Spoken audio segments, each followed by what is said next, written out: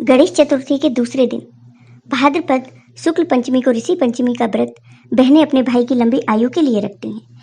इस व्रत को भाई पंचमी के नाम से भी जाना जाता है। इस व्रत में सप्त ऋषियों कश्यप, अत्रि, भारद्वाज, विश्वामित्र, गौतम, जमदग्नि, वशिष्ठ का पूजन किया जाता है। इस दिन बहन अपने भाई की कलाई पर रक्षा सूत्र बांधकर ही अन्न जल ग्रहण करती है। इस व्रत में चावल ही खाते हैं। रजस 16 स्त्रियों के लिए चावल खाना वर्जित होता है। इस दिन भाई अपनी बहन के घर जाता है। कथा के अनुसार किसी गांव में एक गरीब माँ अपने बेटे के साथ रहती थी। भैया पंचमी का दिन आया तो उसके बेटे ने अपनी माँ से कहा, माँ, मैं अपनी बहन के घर राखी बंधवाने जा रहा हूँ। माँ ने कहा कि बेटा, हमारे पास तो कुछ भी नहीं है, हम क्या देंगे। बेटे ने कहा, लकड़ी बेचकर जो मिलता है वह पर्याप्त है। यह कहकर बेटा अपनी बहन के घर चला जाता है। वह अपनी बहन के घर पहुंचता है। बहन भाई को देख लेती है, लेकिन उस समय वह सूत काट रही थी। सूत का तार बार बार टूट रहा था। बहन तार जोड़ने में व्यस्त थी। भाई ने सोचा, लगता है कि मेरी बहन को मेरे आने से खुशी नहीं हुई, इसलिए वह वापस जाने लगा। इतने में बहन के सूत का तार जुड़ गया। वह दौड़कर भाई को रोकती है। बहन कहती है, भाई, मैं तुम्हारा ही इंतजार कर रही थी, लेकिन सूत का तार बार बार टूट रहा था, इसी वजह से मैं तुम्हारा स्वागत नहीं कर पाई। बहन ने भाई को पाटे पर बिठाया और उसकी कलाई पर राखी बांधी। बहन अपनी पड़ोसन के पास गई और बोली कि मेरा भाई आया है, मैं उसके स्वागत के लिए क्या करूं। पड़ोसन उससे ईर्ष्या रखती थी।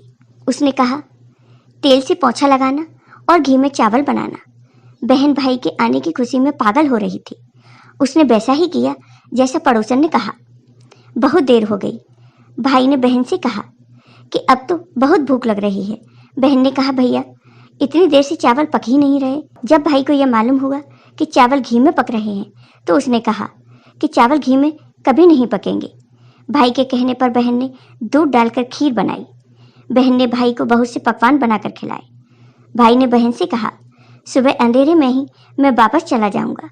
बहन सुबह जल्दी उठकर गेहूं पीसती है और अपने भाई के लिए लड्डू बनाती है।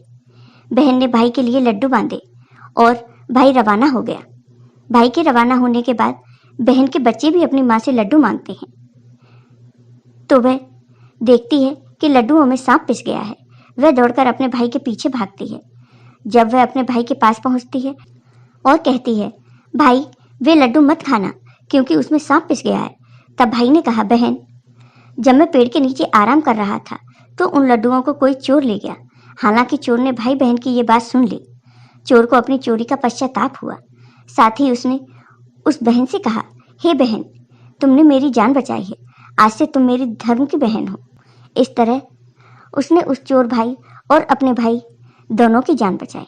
तो हे भगवान, जिस तरह इस बहन ने अपने भाई की जान बचाई, वैसे ही सब बहनों के भाइयों की दीर्घ आयु प्रदान करें। भैया पंचमी की व्रत विधि। इस दिन सुबह जल्दी उठकर स्नान किया जाता है। एक पात्र में रात के भीगे हुए चने, मोठ, पैसे, हल्दी, कच्चा दूध मिलाकर जल से भरा हुआ लोटा लेकर एक पौधे के पास जाते हैं। पौधे की किसी एक टहनी पर जल चढ़ाया जाता है और हल्दी का तिलक लगाया जाता है। घर के सदस्यों को भी हल्दी का टीका लगाया जाता है। लोटे पर कलावा बांधकर उस पर स्वास्तिक का चिन्ह बनाया जाता है। भैया पंचमी के दिन कहानी सुनाने का प्रचलन है।